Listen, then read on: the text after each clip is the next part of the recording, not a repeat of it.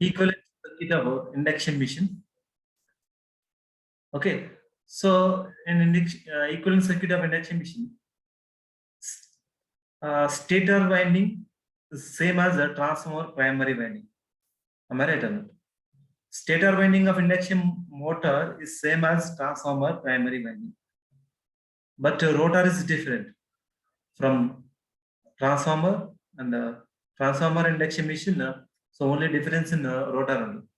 Okay, but in induction machine, stator winding and transformer primary winding both are same. That's why an equivalent circuit diagram of an induction machine is same as stator primary side is same as transformer. No?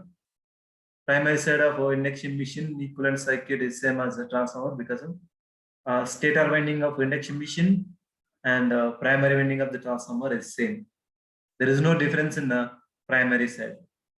Okay, primary side of synchronous, primary side of transformer and primary side of induction machine. Here is R1 is called primary winding resistance in transformer, but here stator winding resistance of induction machine, of induction motor, stator winding resistance R1. And X1 is called leakage reactance, stator winding leakage reactance in stator winding. Okay, but in transformer, primary winding leakage reactance. No? Okay, and then it's called I1 is called actual current. Okay, and I0 is called no load current. The no load current is same as a transformer. Here also it is a component of two components that is called magnetizing component and a watt pool component. It is a combination of two components that is called magnetizing component IM and watt pool component IW. Understood? And also this is called magnetizing reactance. Okay, and the core loss component RC. Core loss component RC. These are represented in parallel with winding. In parallel with this, like this. So this is called EMF induced in this stator winding. Even is called EMF induced in this stator winding. Okay. So this is called this side primary side is over, and the secondary side that is called rotor side. Okay. The induced in EMF induced in the secondary winding of induction machine that is called rotor is nothing but E2 dash. EMF induced in the rotor winding of a induction machine is called E2 dash, that is equal to S times of E2, slip times of E2. Okay, EMF induced in this rotor is depending on slip. Okay, slip means relative speed between this. I mean, there is a difference between synchronous speed and rotor speed. No? Okay, synchronous speed and rotor speed. NS minus NR is called slip. Am I right or not? That means the EMF induced in the rotor winding is depending on difference in the speed. Okay, at starting condition, the rotor speed is 0. That means rotor is stationary. The rotor winding is stationary, but the stator rotating magnetic field is rotated at synchronous speed. Okay, that's why it is a lot of so there is a difference between stator rotating magnetic field and rotor is more. That's why at starting condition rotor speed is equal to 0. That's why slip is equal to 1. That's case. So E2 dash is equal to E2. That means this EMF induced in the rotor winding is depending on slip. No? Am I right or not?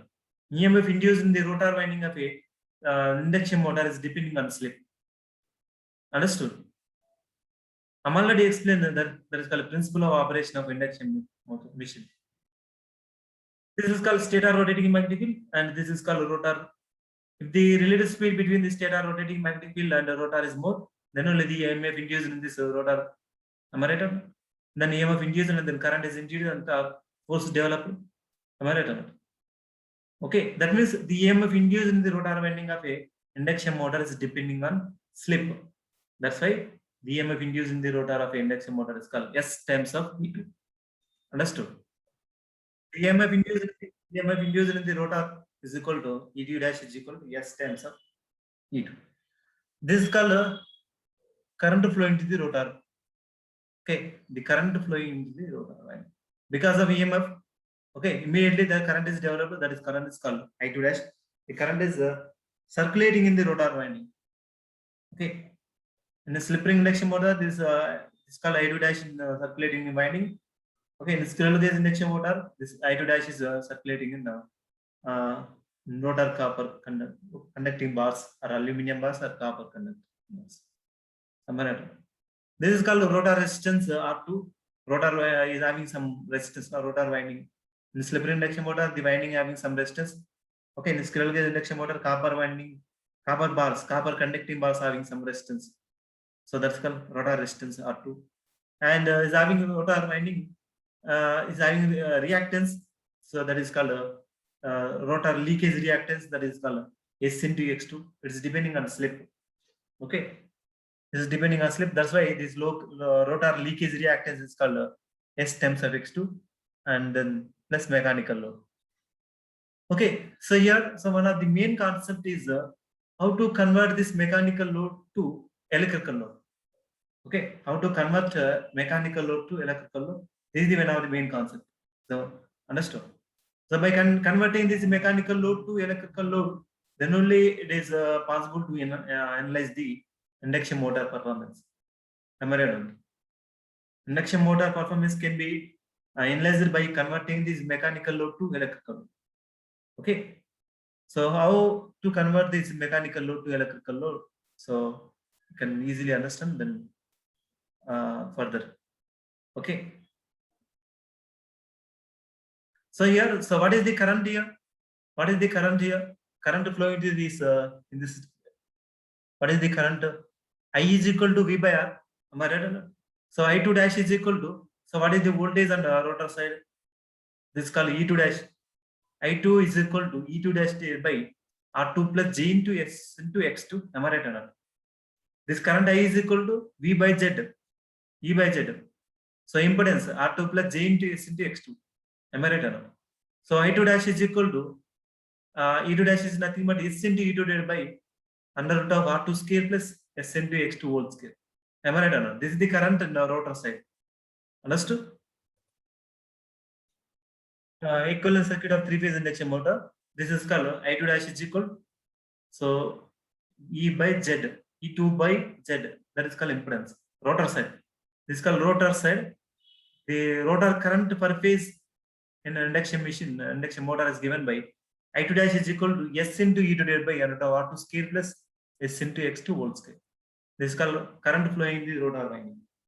Okay, the rotor per phase current is given by like this. I2 dash is equal to S into E2 divided by root of R2 square plus S times of X2 whole square. Okay, so by taking the common S here, so by taking the common S, the mathematical expression is cannot be altered by changing this by taking the common denominator S. Okay, there is no alter in the mathematical expression. Mathematically, this value of altered by unaltered by writing the any. Okay, by taking the common S common, take S common here. I2 dash is equal to E2 divided by. So under of R2 square, R2 by S whole square plus X2 whole square. So yes, here S cancel. So by taking the S common here in this equation. So the R2 by S whole square plus X2 square. So like, the equation will become like this now. I2 dash is equal to E2 divided by under of R2 by S whole square plus X2 whole square. Am I right now? The current expression. Okay. So in this here, this is called rotor side. Okay, R2 and S into X2 and S into E2. This is called I2 dash. Current flowing to the secondary winding of that is called rotor side of rotor transformer. I2 dash is called this is current. Then R2 and S into X2. This is leakage reactance, and also EMF induced in the rotor is called S times V2. And then, so by taking the common S, the equation will be like this. Am I right or not? So according to this equation, so what is here E2? So EMF induced in the rotor is called E2. Understand? EMF induced in this rotor is called E2. And so what is the here X2? Okay, X2 here R2 by S is variable. here, but S into X2 is variable because of slip is depending on load. The load changes, slip is also changes. That's why S into X2 is variable. But here R2 by S is variable because of slip is a R2 by S. Okay, this term is become R2 by S. So based on the slip, based on load, this R2 by S term variable. That's why you have to indicate this is called variable. Okay, variable resistance. So I2, X2, and R2 by S. So like this, according to this expression. Okay, understood? Here, the rotor circuit has a fixed reactance X2. Fixed reactance X2 is connected in series with the variable resistance that is called R2 by S. Because of it is depending on a slip and supplied with a constant voltage E2. Okay, according to this equation, so we are getting like circuit. Okay, understood. So then again, this can be converted into like this manner. Okay, transfer the variable to the resistance without altering power or power factor conditions. Okay, transfer the variable to the resistance without altering power or power factor conditions. This circuit can be remodified into like this. A2 as it is and I2 dash as it is and R2. So here R2 extra R2 is introduced. Okay, then RL is equal to low resistance RL is equal to R2 to 1 by S minus 1. So what is the so try to this is multiply this R2 by S minus R2 now. R2 by S minus R2 and then minus R2 R2 cancel. This circuit both are same and this circuit both are same. Here first, second, third, all three circuits are same only. There is no changes. But so this mechanical load can be represented in electrical. So in this way, so we have to represent the mechanical load into electrical. So like this manner. This is called load resistance. RL load resistance can be represented by R2 into 1 by S minus 1. The load resistance is changing. Okay. So it's depending on slip. The load resistance changing according to the slip. So you know well during starting condition. So at starting condition, what is the slip? At starting. Starting means the rotor resistance, rotor speed is equal to 0. At starting condition, what is the speed of the rotor? Okay, NR is equal to 0. What is the slip? Slip is equal to NS minus NR divided by NS. So slip is equal to 1. At starting condition, slip is equal to 1. Then what is the load resistance? 0. The load resistance is 0 at starting condition. Short circuit. Okay. And at running condition, at synchronous speed condition, if the rotor speed and stator rotating magnetic field is rotating in same direction.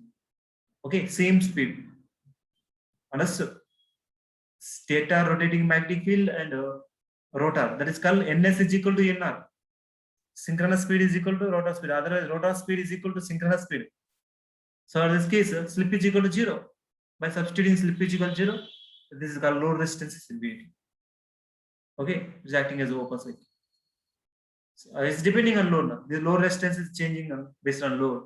The speed is increases, speed is decreases, the load resistance is changes according to the slip. So in this way, this mechanical load is converted into electrical. So here the quantity R2 by S is greater than R2 since S is a fraction.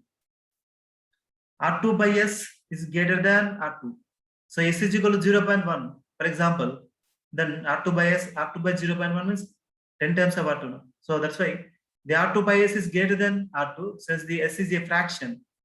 So in between less than 1, between 0 and 1 only. Okay. So therefore R2 by S can be divided into fixed part R2 and variable part R2 by S minus R2. So like this. R2 by S is converted into this R2 by S is converted into like this R2 plus R2 into 1 by S minus 1. Then it can be redrawn in the circuit. So like this. Here R2 and here R2 into 1 by S minus 1. It's clear. And then the first part here, the first part R2 is the rotor resistance per phase and represent the rotor copper losses. This is called the first part R2 is represent the rotor resistance per phase. Okay, it is belongs to the rotor copper losses. That is called I square into R2. Rotor copper loss is called I square R1. Okay, for single phase I square into R2. For three phase 3I2 square into R2. Understood? For single phase only I square into R2. For three phase 3I2 square into R2. Okay, rotor copper loss. The first part, okay, from the first part R2 is the rotor resistance per phase. That is called and represent the rotor copper losses. Understood? And the second part R2 into 1 by S minus 1. R2 is 1 by S minus 1 is depending on slip now. Okay, that's called variable resistance load. This is called variable resistance load. It's depending on slip. Slip is dependent on load. When the load changes, slip it changes, and then this part R2 into 1 by S minus 1 is changed. That means it is called load resistance. The second part R2 into 1 by S minus 1 is a variable load. The power is delivered to the load represent the total mechanical power developed in the rotor. Understood? The power delivered to the load represent the total mechanical power developed in the rotor. The mechanical load on the induction motor can be replaced by a variable resistance. That load value is nothing but R2 into 1 by S minus 1. That's RL is equal to R2 into 1 by S minus 1. So this is the curve. So mechanical to electrical conversion. Mechanical load can be represented in electrical. Okay. So mechanical load means, so load changes. The load, mechanical load, the output of the induction machine changes. Load is increases, speed decreasing. Load decreases, speed is increasing. Okay. So that can be represented in electrical means this is like this. RL is equal to R2 into 1 by S minus 1. RL is equal to R2 into 1 by S 1. Based on the slip is based on load, then this is represented like this. RL is equal to R2 into 1 by S minus 1. Okay. And shown in the equivalent circuit along with the load resistance like this. 3 So in this equation like this. RL is equal to R2 into 1 by S minus 1. So in this way, so representation of load resistance, mechanical load into electrical load conversion. Okay. And then, so draw the complete equivalent circuit of the induction motion. Okay. So this is the complete equivalent circuit of induction machine. The circuit shown in figure 3.11, similar to that of the equivalent circuit of a transformer. Am I right or not? Equivalent circuit of a transformer with its secondary load is equal to R2. Secondary load is equal to the R2 and is given by the equation 1. Okay, I'm already explaining. The rotor EMF in the equivalent circuit is now depends only on the transformation ratio. That is called K is equal to E2 by E1. Okay, K is equal to E2 by E1. That is called transformation ratio. And E2 by E1. And transformer N2 by N1. Transformation ratio N2 by N1, E2 by E1, I1 by I2. It's called K transformation ratio. So in a well, this is called R1 primary winding resistance in transformer here. Stator winding resistance, stator winding leakage reactance. Okay, stator core loss component. So stator magnetizing component, magnetizing reactance component. And this is called magnetizing component of current. Watt pull component of current. This is called no load current. This is called primary winding, primary side stator current. I2 double dash is called stator current. Okay, current flow into the stator winding. E1 is called EMF induced in the primary winding of induction machine. Okay, EMF induced in the primary winding induction. I2 double dash is called EMF. The current is developed in the stator winding of induction machine. And then I2 is called current flowing to the secondary winding of, that is called rotor, current flowing to the secondary, that is called rotor of induction machine. R2 is called rotor winding, rotor copper loss component. R2 is called represent the winding resistance in the rotor, otherwise rotor copper loss component. And X2 is called leakage reactance in the rotor side. And the RL is mechanical loads can be represented in electrical load, variable electrical load. RL is equal to R2 into 1 by S minus 1. So in this way, this equivalent circuit of induction motor can be so designed drawn like this. Understood?